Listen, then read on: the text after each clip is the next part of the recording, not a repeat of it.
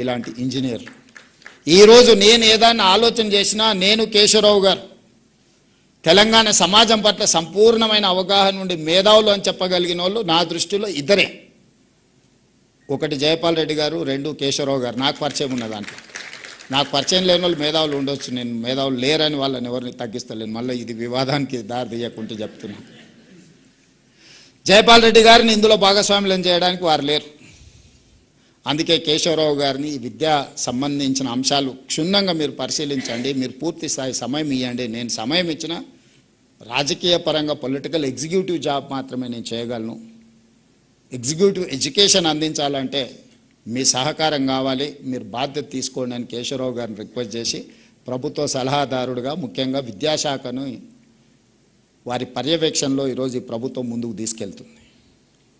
అందుకే ఈరోజు పిల్లల్ని బడికి తేవడం, బడికి వచ్చిన పిల్లల్ని ప్రయోజకులను చేయడం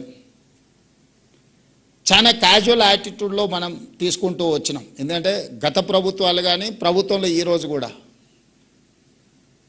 వెల్ఫేర్ అనే దానికి ఉన్న ప్రాధాన్యత లేదు. ఓట్లను సాధించుకునే ఆలోచనలకు అనుకూలమైన నిర్ణయాలు ప్రభుత్వాల మొదటి ప్రాధాన్యతలో ఉంటున్నాయి. అవి అవసరమే, అధికారం ఉంటేనే ఇవన్నీ చేయగలం. కానీ అధికారంలోకి వచ్చిన తర్వాత కూడా అన్నీ అవే చేస్తే కూడా ఈ సమాజానికి అన్యాయం జరుగుద్ది. పేదవాడికి ఇల్లు ఇచ్చి ఉండొచ్చు, పెన్షన్ ఇచ్చి ఉండొచ్చు, పేదవాడికి రేషన్ బియ్యం ఇచ్చి ఉండొచ్చు, పేదవాడికి అసైన్మెంట్ భూములు ఇచ్చి ఉండొచ్చు. మేము రీసెంట్గా రాష్ట్ర ప్రభుత్వం సిపెక్, మీరే భాగస్వాములు అందులో, social economic education employment and political caste survey మనం చేస్తే 56 కాలమ్స్లో నింపిన తర్వాత వాటిని ఒక క్రమ పద్ధతిలో పరిశీలిస్తే వెనుకబాటుతనానికి ఆస్తి లేకపోవడం కాదు అని చెప్పి ఒక క్లాసిక్ ఒక ఫైండింగ్ వచ్చింది. వెనుకబాటుతనానికి వాళ్ళకుండే ఆస్తుల అంతస్తులతో సంబంధం లేదు. గ్రామీణ ప్రాంతాలలో కొంతమంది దగ్గర 20-30 ఎకరాల భూమి ఉంది, లేకపోతే 200-500 గొర్రెలు, మేకలు, బర్రెలు ఉన్నాయి. కానీ సమాజంలో అత్యంత వెనుకబాటుతనాన్ని వాళ్ళు అనుభవిస్తున్నారు. కొంతమందికి ఇల్లు లేదు, భూమి లేదు, ఏమీ లేదు. కానీ సమాజంలో చాలా ఎలీట్ క్రౌడ్ కింద వాళ్లకు గుర్తింపు, గౌరవం ఉంది. ఈ రెండింటిని నేను మా అధికారులతో మాట్లాడి ఏంది డిఫరెన్స్ అని, సార్ ఆస్తి ఉన్న వాళ్ళకు చదువు లేదు, వాళ్ళు అత్యంత వెనుకబాటుతనాన్ని అనుభవిస్తున్నారు మానసికంగా. కానీ ఒక దళితుడో, ఒక గిరిజనుడో, లేకపోతే ఒక ఆదివాసియో బాగా చదువుకొని ఒక డాక్టరో, ఒక ఇంజనీర్ గానో, ఒక లాయర్ గానో, ఒక ఐఏఎస్ గానో రాణించి సమాజంలో అత్యంత ముందల నిలబడ్డాడు. అతనికి ప్రభుత్వం మీద ఆధారపడే అవసరమే లేదు, అతనే 10 మందికి సహాయాన్ని అందించే పరిస్థితి ఉంది. So outcome of this survey report is that education is foundation for your development, not your financial status. కొంతమంది యాదవ్ సోదరులు, మా కురుబ సోదరులు 30-40 ఎకరాల భూమి ఉంది, 100-200 మేకపిల్లలు ఉన్నాయి, అవసరం అనుకుంటే 1 కేజీ బంగారం ఉంది. కానీ పిల్లల్ని చదివించుకోకపోవడం వల్లనో లేకపోతే ఇతర కారణాల వల్ల వాళ్ళు ఈ సమాజంలో జరుగుతున్న మార్పును, ఈ సమాజం ఏ వైపు పోతుందో వాళ్ళు తెలుసుకునే అవకాశమే లేకుండా పోయింది. కానీ because of reservation, because of other aspects, neglected communities నుంచి వచ్చిన వాళ్ళు మంచి ప్రయోజకులైన డాక్టర్లు, ఇంజనీర్లు అవ్వడం వల్ల ఈరోజు సమాజం వాళ్ళందరినీ గౌరవిస్తుంది. సమాజంలో ఆస్తులు ఉన్న వాళ్ళు చాలామంది వచ్చి వాళ్ళకి నమస్కారం పెడుతున్నారు. వాళ్ళ దగ్గర అవసరానికి వచ్చి చేయి చేస్తున్నారు, మీరు సాయం చేయండి సార్, మీరు వైద్యం చేయండి సార్, మీరు మా పిల్లలకు చదువు చెప్పండి సార్, మీరు కలెక్టరో లేకపోతే మీరు ఐపీఎస్ఓ అయితే వాళ్ళ దగ్గరికి వెళ్ళి మా ఈ సమస్య ఉన్నది పరిష్కరించండి సార్, మా గ్రామానికో మా కుటుంబానికో అని చెప్పుకుంటున్నాం. కానీ కోట్ల రూపాయల ఆస్తున్న వాళ్ళ దగ్గరికి ఎవరు పోయా ఏమీ అడగడం లేదు. ఎందుకు అంటే వాళ్ళకి విద్య లేకపోవడమే. అందుకే మిత్రులారా, ఈరోజు రాష్ట్ర ప్రభుత్వం స్పష్టంగా ఇల్లు, పెన్షన్, అసైన్మెంట్ భూములు ఇవన్నీ మీ జీవితంలో సమూలమైన మార్పు వస్తుంది అని నేను ఆశించడం లేదు. అవన్నీ ప్రభుత్వం చేయాల్సిందే, చేస్తుంది. ప్రభుత్వం ఆదాయం పెంచాలి, పేదలకు పంచాలి అనేది మా ఆలోచనే. కానీ ప్రతి తరానికి ఇదే చేయాల్సిన పరిస్థితి.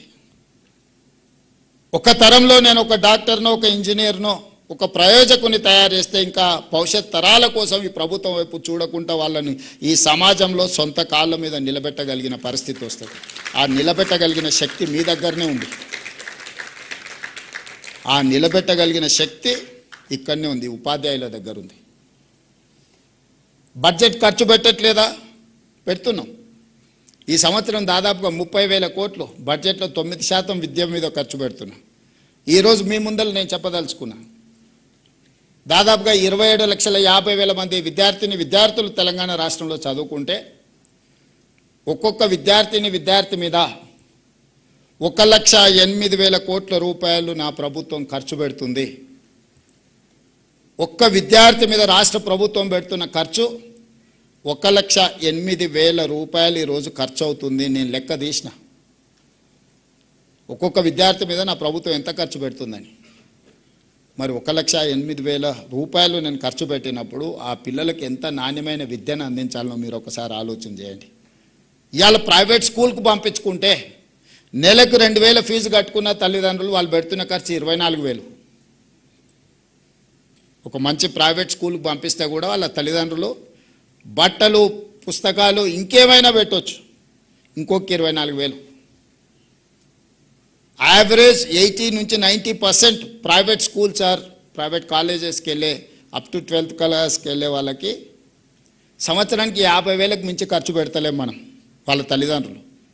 కానీ తెలంగాణ రాష్ట్ర ప్రభుత్వం ఒక విద్యార్థి మీద 1,08,000 రూపాయలు ఈరోజు మనం ఖర్చు పెడుతున్నాం. మరి తల్లిదండ్రులు ప్రైవేట్కి ఎందుకు వెళ్తుండ్రు? ప్రైవేట్లోనే చేర్పించాలని ఎందుకు అనుకుంటుండ్రు? 27,000 ప్రభుత్వ పాఠశాలలు ఉంటే ఈ 3 సంవత్సరాలలోనే మన పిల్లలు పెరగడం మొదలుపెట్టి 2014 నుంచి ఎవ్రీ ఇయర్ డౌన్ఫాల్. ఇంతకుముందు యోగిత డేటా చూపిస్తుంది. ఎవ్రీ ఇయర్ 50,000, 60,000, 70,000 పిల్లలు dropouts from government schools. Last 4 years graph పెరగడం భారతదేశంలోనే, నాట్ ఓన్లీ ఇన్ తెలంగాణ. ఈ సంవత్సరం 1,00,000కు పైగా ప్రభుత్వ పాఠశాలల్లో ప్రైవేట్ స్కూళ్ళ నుంచి మానేసి లేదా పిల్లలు వచ్చి ప్రభుత్వ పాఠశాలల్లో చేరిండ్రు. 28వ స్థానం ఉన్న తెలంగాణ రాష్ట్రం విద్యలో 18వ స్థానానికి వచ్చింది 2 సంవత్సరాలు మీరు కష్టపడితే దేశంలో. నేను ఇప్పుడు మిమ్మల్ని అడుగుతున్నా, 2023 డిసెంబర్ కంటే ముందు మీరే టీచర్లు, ఇవే పాఠశాలలు మారలే, పిల్లలు మారలే, మా టీచర్లు మారలే. అంతకంటే ముందు 14 నుంచి 23 వరకు ఎవ్రీ ఇయర్ ఎందుకు డౌన్ఫాల్ చూసింది? 24 నుంచి 26 వరకు ఎందుకు అప్ ట్రెండ్ చూస్తున్నాం మనం? పొలిటికల్ ఎగ్జిక్యూటివ్ యొక్క అటెన్షన్, మా అటెన్షన్, మా ఫోకస్ ఎక్కడ ఉంటుందో మా యంత్రాంగం ఫోకస్ కూడా అక్కడనే ఉంటుంది. As a team leader I have to focus on certain things. Then only my chief secretary, my education secretary or my IT secretary will focus on that. నాకే ప్రాధాన్యత లేనప్పుడు నా దగ్గర ఉన్న సిబ్బంది, నాతో కలిసి పనిచేసే సిబ్బంది ఎందుకు వాటి మీద దృష్టి పెడతారు? ఈరోజు కొంతమంది అంటున్నారు, నిన్న కొందరు మాట్లాడుతూ ఉండే, తెలంగాణలో విద్యాశాఖకు పూర్తి స్థాయిలో మంత్రి లేడు, అర్జెంటుగా రేవంత్ రెడ్డి గారు పూర్తి స్థాయి మంత్రిని విద్యాశాఖకు నియమించాలని. నేను మిమ్మల్ని అడుగుతున్నా, పర్ఫామ్ చేసినందుకు నేను విద్యాశాఖ నుంచి తొలగాలా? లేకపోతే నర్సరీ, ఎల్కేజీ, యూకేజీ ఇంట్రడ్యూస్ చేసి నర్సరీ నుంచి 12th క్లాస్ వరకు బ్రేక్ఫాస్ట్ ఇచ్చినందుకు నేను తొలగాలనా? లేదంటే 14 సంవత్సరాలు మీ ప్రమోషన్స్, మీ ట్రాన్స్ఫర్స్ లేకపోతే 23,000 మందికి ప్రమోషన్లు ఇచ్చి 30,000 పైగా టీచర్లను ట్రాన్స్ఫర్స్ చేసినందుకు విద్యాశాఖ మంత్రిగా నేను తొలగాలనా? 1956లో మొదలుపెట్టిన ఐటీఐలను ఆనాటి డీజిల్ మెకానిక్ లేకపోతే ఆనాడు ఉన్న నైపుణ్యాన్ని ఈ రోజు వరకు 70 సంవత్సరాలైనా అదే నేర్పిస్తున్న ఐటీఐలను ఏటీసీలుగా, అడ్వాన్స్ టెక్నాలజీ సెంటర్స్గా 119 నియోజకవర్గాలలో 119 మొదలుపెట్టి 3,000 కోట్ల రూపాయలు ఖర్చు పెడితే వాటిని అప్గ్రేడ్ చేయడానికి 86% టాటా ఇన్స్టిట్యూట్ ఇన్వెస్ట్ చేసింది. ఓన్లీ 14% స్టేట్ గవర్నమెంట్ పెట్టింది. ట్రైనర్స్ ట్రైనింగ్ టాటా ఇచ్చింది. రాబోయే 10 సంవత్సరాలు ఇన్స్టిట్యూషన్స్ వాళ్ళే నిర్వహిస్తామని టాటాను తీసుకొచ్చి ఐటీఐలను ఏటీసీలుగా మార్చినందుకు ఈరోజు విద్యాశాఖ మంత్రిగా నేను రాజీనామా చేయాలన్నా? నిర్లక్ష్యానికి లోనైన పాలిటెక్నిక్లను ఒకప్పుడు ఐటీలో చేరితే మా పిల్లగాడు అమెరికాకి వెళ్తాడు, డాలర్లు వస్తే దాంతోపాటు పెళ్ళై కట్నం కూడా వస్తుంది అనే తల్లిదండ్రులు ఈరోజు ఆర్టిఫిషియల్ ఇంటెలిజెన్స్ వల్ల వేలాది లక్షలాది మంది ఉద్యోగాలు పోయి తల్లిదండ్రులకు భారమై వెనక్కి రాలేక అక్కడ ఉండలేక సమస్యలు ఎదుర్కొంటుంటే ప్రపంచంలో వచ్చిన మార్పు వైట్ కాలర్ జాబ్స్ లేవు. వైట్ కాలర్ జాబ్స్కు కష్టం అనుకున్నప్పుడు యంగ్ ఇండియా స్కిల్స్ యూనివర్సిటీని మొదలుపెట్టి వాళ్ళకి స్కిల్ నేర్పించి certificate course, diploma course, degree course ప్రపంచంతో పోటీ పడే విధంగా మార్చి young India skills university public private partnership మేమే యూనివర్సిటీ పెడితే నా దగ్గర 14 యూనివర్సిటీలు ఉన్నాయి. వాటి పరిస్థితి ఏముందో ఇక్కడ ఉన్న మా వీసీలు ఉన్నారు, లేకపోతే హైయర్ ఎడ్యుకేషన్ శాఖ బాలకృష్ణ గారు వీళ్ళందరూ ఉన్నారు. ఇంకొకటి నేను పెట్టినా అదనంగా చేసేది ఏం లేదని చెప్పి young India skills university aided by Anand Mahindra vehicles మీరు చూస్తుంటారు రోడ్ల మీద కార్లు ఇవన్నీ. Mahindra group of companies chairman మన young India skills university chairperson ఈరోజు. Board of directors Reddy labs CEO one of the board of director, Apollo hospital CEO one of the director. ప్రపంచంలోనే success story ఉన్న కార్పొరేట్ కంపెనీల CEOలు ఈరోజు మన young India skills university board of directors. They have to decide curriculum, they have to take student, they have to give training, they have to give job also. ఈరోజు మన young India skills యూనివర్సిటీలో 2 months back vice chancellor గారు announce చేసిండ్రు 1000 మందికి training ఇస్తే 1000 మందికి ఉద్యోగం వచ్చింది. బోధ్ ఆదిలాబాదులో ఏటీసీలో ట్రైనింగ్ పోయిన అందరికీ టాటా కంపెనీలోనే ఉద్యోగం వచ్చింది. వీటన్నిటిని లేబర్ డిపార్ట్మెంట్లో ఐటీఐలు, పాలిటెక్నిక్ వచ్చేసి టెక్నికల్ ఎడ్యుకేషన్, స్కిల్స్ యూనివర్సిటీ వచ్చేసి ఐటీ అండ్ ఇండస్ట్రీస్ కింద ఉంటే వీటన్నిటిని సింగిల్ అంబ్రెల్లా కిందకి తీసుకొచ్చి యంగ్ ఇండియా స్కిల్స్ యూనివర్సిటీ అండర్లోనే పాలిటెక్నిక్, ఏటీసీలను, ఐటీఐలను అన్నిటిని ఒక దగ్గరికి తీసుకొచ్చి hundreds of crores దాని మీద ఖర్చు పెట్టి పిల్లల్ని ఎంపవర్ చేసి వైట్ కాలర్ జాబ్లని రీప్లేస్ చేయాలంటే బ్లూ కాలర్ జాబ్ అంటే స్కిల్, నైపుణ్యం. విద్య నైపుణ్యం కాదు. Language is not knowledge. Language అనేది ఒక కమ్యూనికేట్ చేయడానికి. అమెరికాలో బిచ్చమెత్తుకునేటోడు కూడా ఇంగ్లీష్లో మాట్లాడతాడు. చైనాలో ఇంగ్లీష్ వచ్చిన వాళ్ళు 10% కూడా వెళ్ళరు. జర్మన్లో కూడా hardly 10%. You go and see south Korea. మరి చైనా, జర్మన్, సౌత్ కొరియా ప్రపంచాన్ని ఎట్లా శాసిస్తుంది ఇంగ్లీష్ రాకపోతే? ప్రపంచాన్ని ఈరోజు ఒకవేళ చైనా గిన ఉన్న పలంగా నా అప్పు నాకు గట్టని అమెరికాని అడిగితే వాడు డబ్బులు కట్టలేక ఆ దేశాన్ని వాడికి ఇవ్వాల్సిన పరిస్థితి. అమెరికా క్యాష్ రిచ్ కాదు, చైనా ఇస్ క్యాష్ రిచ్. చైనాకున్న అప్పు అమెరికా కట్టాలంటే వాడి దగ్గర డబ్బులు లేకపోతే వాడి దేశాన్ని తీసి వాడికి అప్పచెప్పాలి.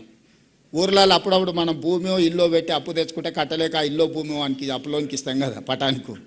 అట్లా అమెరికా దేశాన్ని చైనాకి ఇవ్వాల్సిన పరిస్థితి. అందుకే